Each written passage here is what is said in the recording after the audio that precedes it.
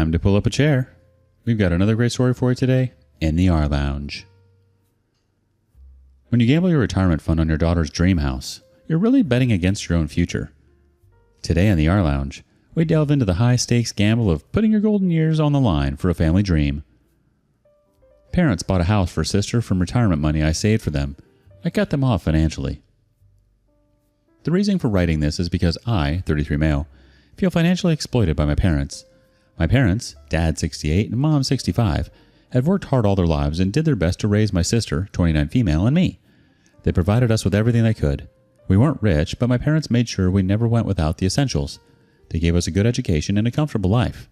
We had a decent life growing up, but as we became adults, the dynamics in our family started to shift, especially when it came to my sister, Ken. Ken had always been the golden child. Growing up, she was doted on, coddled, and pampered, while I was expected to be responsible and independent. My parents made excuses for her behavior, no matter how selfish or entitled she acted. They would say things like, "She's just sensitive," or "She'll grow out of it." But Ken never did. Instead, she became entitled to handouts. In her teens, she started demanding more. First, it was clothes, then it was a car, and later, it was money for expensive vacations. My parents always felt obliged, even when Ken got married at 21 to a guy who was just as entitled as her. My parents funded their lavish wedding. When I objected to this, they reasoned to me that Ken didn't attend college and saved them with the college tuition, so they should invest in her wedding. I asked why they didn't both work and fund their wedding, but how could they? The guy was 24 and of course financially unstable. It was no less than a child marriage. Despite the fact that my parents were dipping into their savings to put up a wedding for her, Ken never took it as a favor. She thought as a parent they were obliged to do this for her. On the other hand, I was expected to pay my own way through college and had to take out loans, which I'm still paying off. But I didn't complain. I figured that's just how things were. As the years passed, I became more financially successful. I worked hard, made good investments, and eventually landed in a well-paying job. My parents retired when Dad turned 63, and they relied partially on their pension money and partially on the financial support I lent them every month. They said they had some savings for the rainy day. I highly doubt they have any because Ken doesn't leave an opportunity to extort money from them. I never minded helping them out because I wanted to give back to the people who raised me. They needed help with bills, medical expenses, and general living costs, and I was happy to contribute. While I was helping them through daily expenses, I was always worried about their retirement life. Their savings weren't substantial, and with life expectancies increasing, I knew they might outlive their funds. Now I was single and didn't have many responsibilities, so a few grand to them doesn't hurt, but eventually I would have a family and I don't know how much responsibility would come my way. So I set up a savings account specifically for them. Every month, I'd put away a portion of my salary into that account to ensure that they'd be comfortable in their old age. I told them about it, and they were pleased with my thoughtfulness. They have access to that account. I also put the monthly allowance in that account. They use only a part of it and save the rest. They feel good to see their safety net growing. A few months ago, Ken called me with what she called urgent news. She was pregnant with her third child. I congratulated her, genuinely happy for her. But then the conversation took a turn. She and her husband had been looking at a new spacious house, a place in an upscale neighborhood. It was far beyond their means, but Ken insisted that they needed it because of the new baby on the way. Then came the bombshell. "Mom and Dad think it would be a great idea if you could help us buy the house." I was stunned. It wasn't just a mere request, but she had the audacity to order me. I was more shocked to know that my parents had planned this idea in her head, that I should buy her a house. As if I providing for them and saving a retirement fund for them wasn't enough. I politely told her that I couldn't afford to buy her a house. She pestered, but I reminded her that she and her husband were both working, so they should be able to manage on their own. Ken didn't take it well. Then I called up my parents in anger. They clarified that they didn't plant this idea, but Ken herself came to them, telling that she wants me to buy a house for her, and they didn't deter her from approaching me. They said, "Well, we thought it was siblings matter, so we didn't interfere." I repeated I'm not making an extravagant purchase whether she or they liked it or not. My parents said okay. I thought it was the end of the conversation. But it wasn't. A few days later, my parents asked me to come over for dinner, which wasn't unusual, so I didn't think much of it. When I arrived, though, I realized the dinner was just a pretext. As soon as I sat down, they started pressuring me to help Ken. Their argument was that Ken needed a bigger house, that the children deserved to grow up in a good neighborhood, and that, as her older brother, it was my duty to help her out. I couldn't believe what I was hearing. My parents, who I had been supporting for years, were asking me to drain my savings to buy my sister a luxury she couldn't afford on her own. I flipped out that I simply couldn't do it. I had my own priorities to think about, and while I was willing to help Ken with smaller things, buying her a house was out of the question. My parents didn't take my refusal kindly. They tried to manipulate me, saying, "Hun, your sister lives in a cramped, dingy apartment with 2 kids while the third is on the way. The neighbors are hippies and shady. They constantly feel unsafe to raise their children in such an environment. You know all about all these, don't you? Do you not feel concerned about the safety of your nephew and niece? We expected you to gift her a house for years, but since you didn't pick it up on your own, we have to ask you." They said this as if it were some kind of unspoken agreement that I have to take care of my sister's family. I naturally lost my temper and said she should have considered her financial situation before bringing those kids into the world, and even before that, when she was marrying so early, and that to a young guy with an unstable income.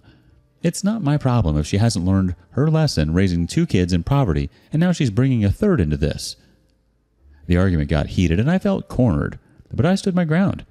I told them that I had helped her enough and was okay lending her a few bucks, but not this. Eventually, I left the dinner midway because the conversation became baseless.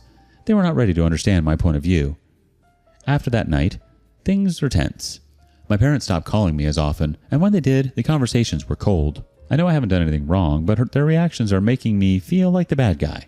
I know my sister is in bad shape financially, but does that mean I'm obligated to buy her a house? I don't think so. You've been covering for your parents' living expenses and medical bills, which is a commendable act of kindness. But apparently, your parental duties don't stop there. Now you're expected to buy your sister a new house because apparently the one she can afford is unsafe and inadequate. When they try to guilt trip you by pointing out the cramped living conditions and unsafe environment, it's clear they missed the memo that your savings are not their personal piggy bank. They're acting like the only thing you need to be concerned about is your sister's real estate portfolio rather than your own financial security.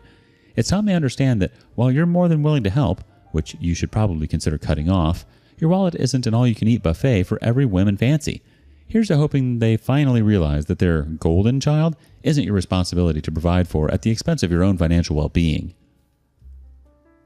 Update 1. You won't believe what happened. A month ago, I noticed something strange.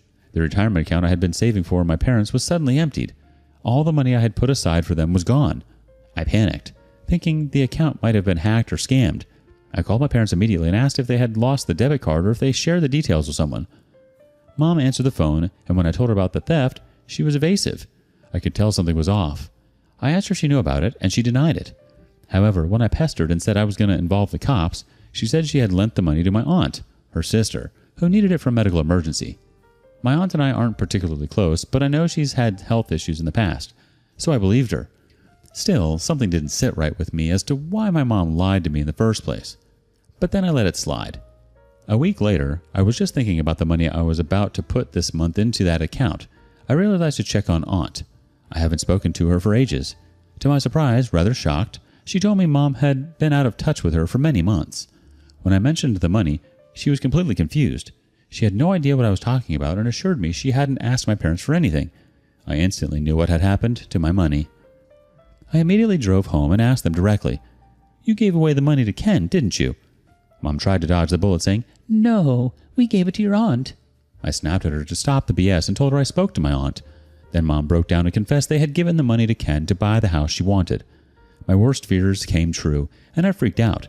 Are you guys out of your minds? You gave away the retirement money to your stupid daughter, and how are you going to manage your expenses in old age? Did you think about that? She sobbed and said, "We thought we have you." I screamed, "Have me what? Am I some kind of wealthy god who prints money at my backyard? What if I marry a woman who doesn't want to work and I have to take care of her? What about the responsibilities I have after having children? How would I juggle so many things?" Mom was short of an answer, but Dad jumped in for her defense. "Well, we had to do this because you refused to help. You denied buying a house for Ken, remember? Son, you can abandon your sister, but we cannot turn away from our daughter. She needs a house more than we need that money."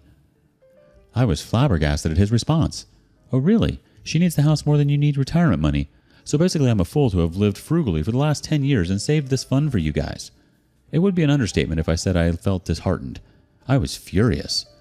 All the money I had saved for them, their safety net, was gone.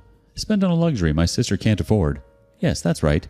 A basic need, home, is no less than a luxury to Ken because she cannot afford an apartment in a good neighborhood. I told them that what they had done was incredibly irresponsible and they had betrayed my trust. They tried to defend themselves, saying they had done it for the family. They had no choice, and that I had forced their hand by refusing to help. The gaslighting was intense. They twisted the situation, making it seem like I was the one who had abandoned them, like I was the villain for not bending to their will. I couldn't believe it. I had been the one supporting them for years, and yet they were making me out to be the bad guy. I was at my wit's end. I slumped on the couch, not knowing what to do. Mom came to calm me down. She tried her emotional gigs to make me feel better. She told me that the registration of the new house was in a week, and now they cannot withdraw the funds from Ken. I was like, hold on, the house is yet to be purchased, right? Poor me thought I could somehow save my hard-earned money. I tried to convince them of the importance of retirement money, giving various examples of relatives and neighbors who died in poverty due to money shortages. They were partially convinced, but they were apprehensive, or probably scared to ask Ken to return the money. I said, I'll do it. Call her home. So Mom called her, asking her to come down as something urgent needed to be discussed.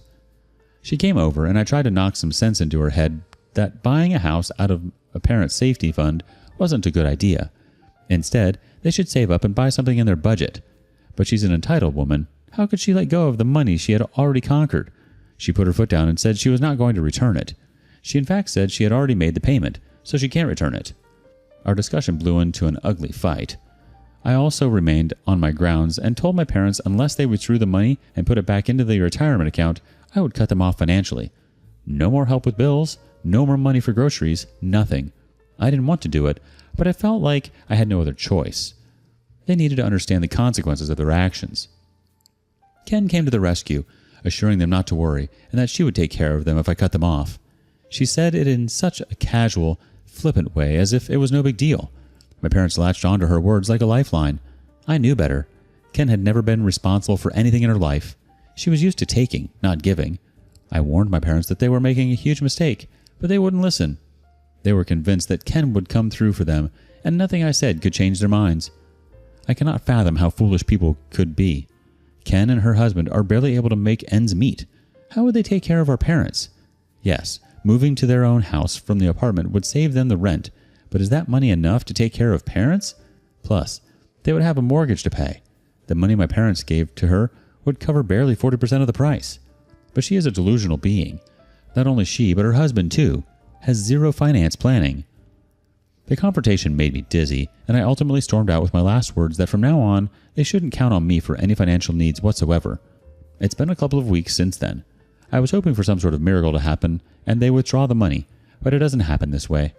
Ken is now the proud owner of a fancy house in an upper state neighborhood, and she cannot stop flaunting it on social media. Convincing Ken to return the money? That's like asking a cat to give up its sunny spot on the windowsill. Your ultimatum of cutting them off financially is exactly what needs to be done in this circus. After all, if you're the only responsible adult in the room, you might as well refuse to finance their ongoing drama, especially if it's just going to fund Ken's extravagant lifestyle. Update 2. It happened as I predicted. Ken faltered in her promise, and my parents came back to me crawling. As I pledged, I cut them off. Not only financially, but also in general. For weeks I felt bad and conflicted, but I knew I had to stand my ground. I couldn't keep enabling their poor decisions, especially when they had chosen my sister's whims over their own financial security. Ken was over the moon after she bought the house, of course. For the initial few months, she covered some of the monthly expenses of our parents. I knew it wouldn't last, but I hoped, for their sake, that I was wrong. However, it didn't take long for things to start falling apart. Ken and her husband quickly realized that the math was not adding up. How could it be? She doesn't have a stable job. Her husband's job is stable but not high-paying, and the costs of the mortgage, utilities, children's education, and upbringing began to pile up. Within 6 months, she was struggling to make ends meet. The logic of using the rent money to cover the other expenses suddenly didn't add up. They soon maxed out on their credit cards. They asked my parents to fend for themselves because they barely could have a proper meal now. My parents had saved a little from the money I used to lend. They used it, but when it got dried up, they started calling me again. First with subtle hints about how hard things were, then with more direct requests for money. I felt terrible for them, but I also felt vindicated.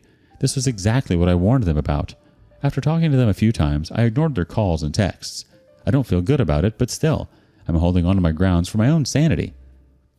I know I'm being fair and just, but it's still hurting to see them suffer.